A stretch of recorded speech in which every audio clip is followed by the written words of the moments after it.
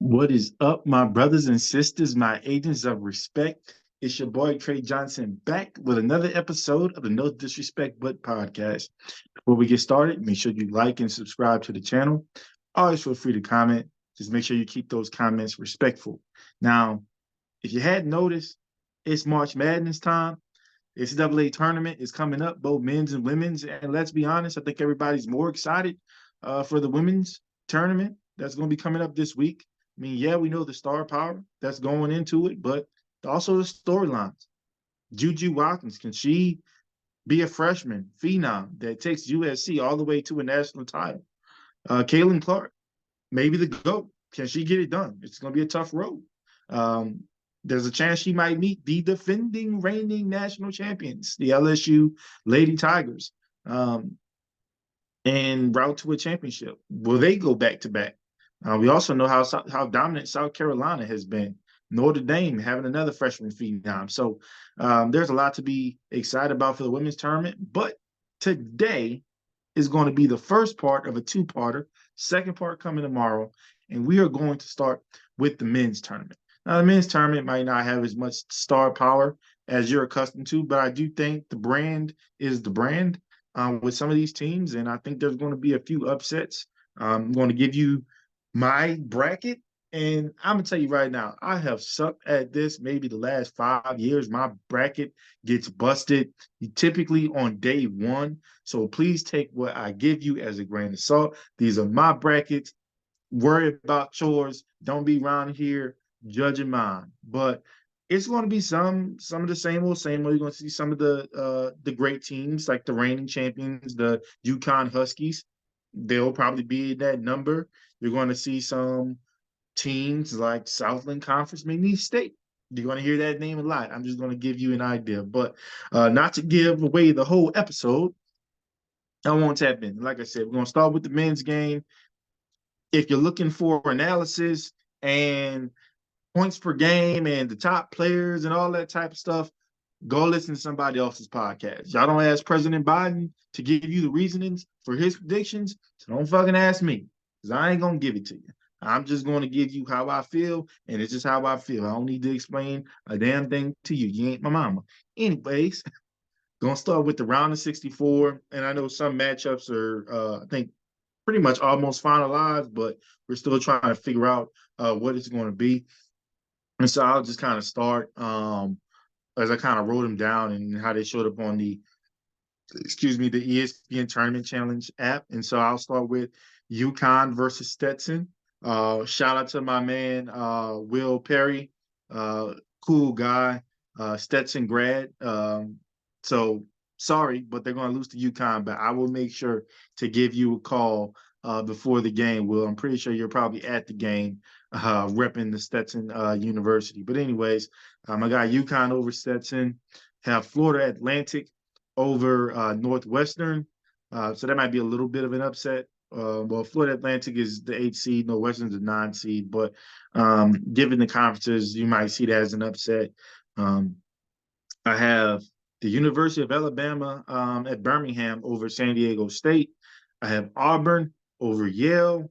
I'm going to have Brigham Young University, or the Fighting Mormons, as I love to call them, versus Duquesne, I think is how you pronounce it. Illinois, I got, getting it done against Morehead State. I have Drake upsetting Washington State. I have Iowa State beating South Dakota State. Then going to another region, I'm going to have the Tar Heels of North Carolina defeating Wagner. I have Michigan State getting the win over Mississippi State. I have St. Mary's getting the win over Grand Canyon. Bama winning their opening round matchup versus Charleston. I know a lot of people are saying this, be on the watch for upset alert, right? Bama hasn't been playing their best basketball, dealing with some injuries late in the season in Charleston. From what I'm hearing, is a formidable opponent.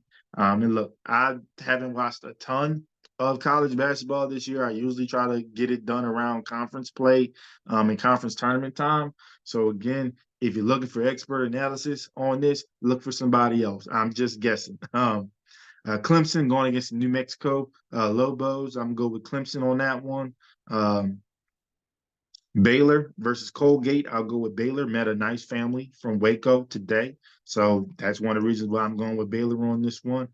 Dayton versus Nevada. Going to go with Dayton in that one. And Arizona versus Long Beach State. Going to go with Arizona in that one. Then we get down to Houston versus Longwood. I've got Houston in that one. I have Texas A&M University and College Station getting the victory over Nebraska.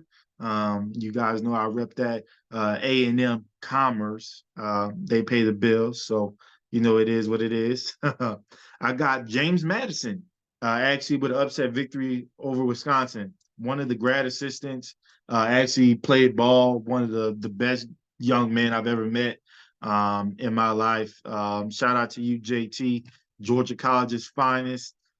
He's now part of James Madison, and much like he did at Georgia College, uh, just bringing a winning pedigree. So shout out to him, man, and wish you guys the best in this NCAA tournament. And I got you in the first round win against Wisconsin. Please make me look good. I got Duke over Vermont. Sorry, MD, my mentor, my former supervisor is over there now. I actually got to send her a text, see if she's going to be at the game. But I'm going to let her know that I am pulling for Duke in this one. I had North Carolina State, the HC champs, upsetting Texas Tech. And then I have Kentucky beating Oakland.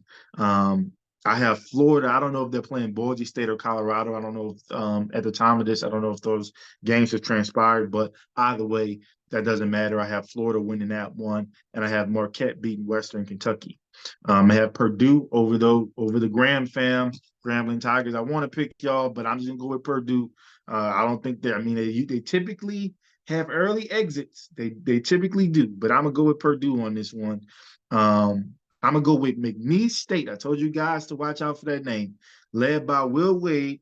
Um, as long as if Gonzaga brings the FBI there, then we might have some issues. But I've had the pleasure of watching McNeese State a lot this season. They've had a lot of upsets, most namely beating Michigan this year in basketball, and they're a hell of a team. They have the size that you look for that they can compete in the NCAA tournament, and most importantly, we know during this time guard play is important, and they have some of the best guards in the country. So I think with the coaching edge, as well as just being able to stay in the game and lean on guard play, I think McNeese can get over on Gonzaga.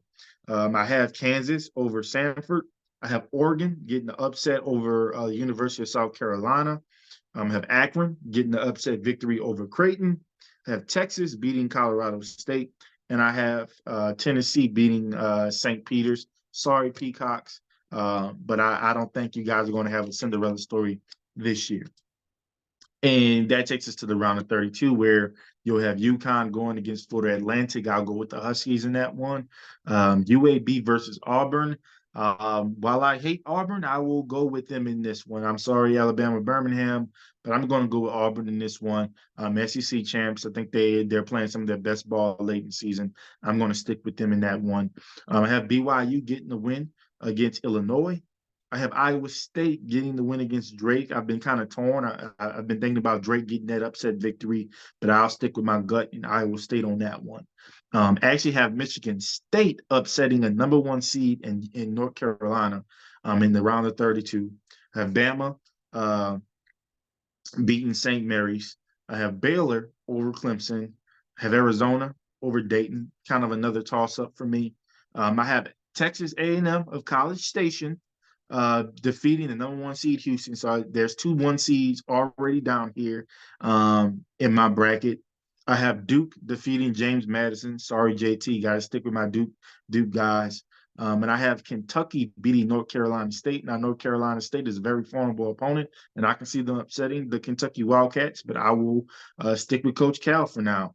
And then I have Marquette over Florida. I have Purdue over TCU.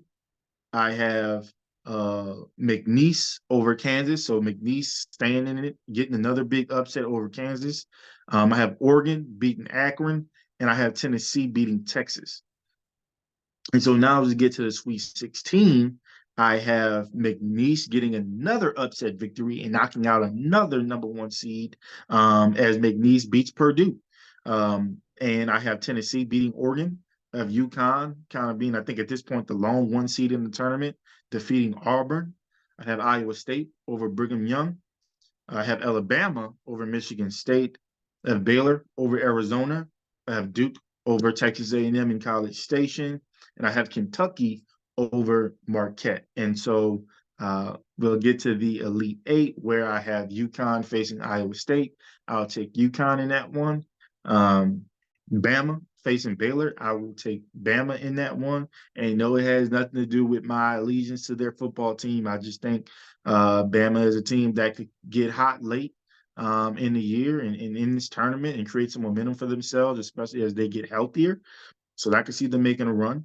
I have Duke over Kentucky. And again, I have McNeese State defeating Tennessee to make it to a Final Four. Southland Conference step up.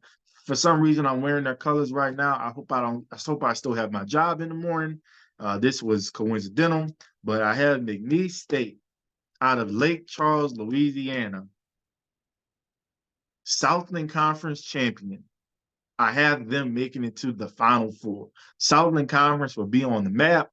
We about to get some revenue. I don't want to speak too soon, but I think my employer might be able to revenue share at that point, which I hope so. That would be great for the young men and women in our respective athletic program. But let's stick to the teams that are in. So now we are in the Final Four.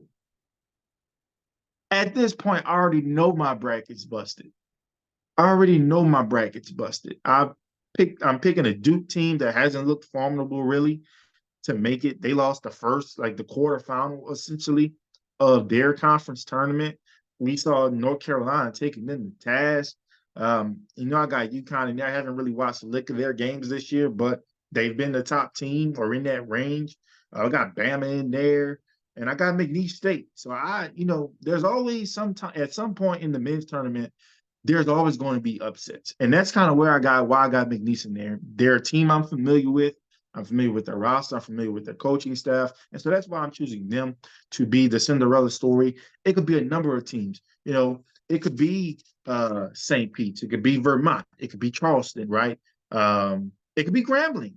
It could be a lot of teams that really take on that Cinderella role and make it really far in this tournament. But I just wanted to go with a team that I'm more familiar with. And so with that being said, the Final Four matchups would be UConn versus Alabama and Duke versus McNeese. And just to show you guys that I'm not biased with Alabama because of my allegiance to their football program, I do indeed have UConn winning this matchup versus the Crimson Tide. And I do have Duke, which I'm very biased about, beating McNeese State to make it to the championship game. And again, my bias will take over. I will have Duke over UConn in a national championship. I don't care what you think about it.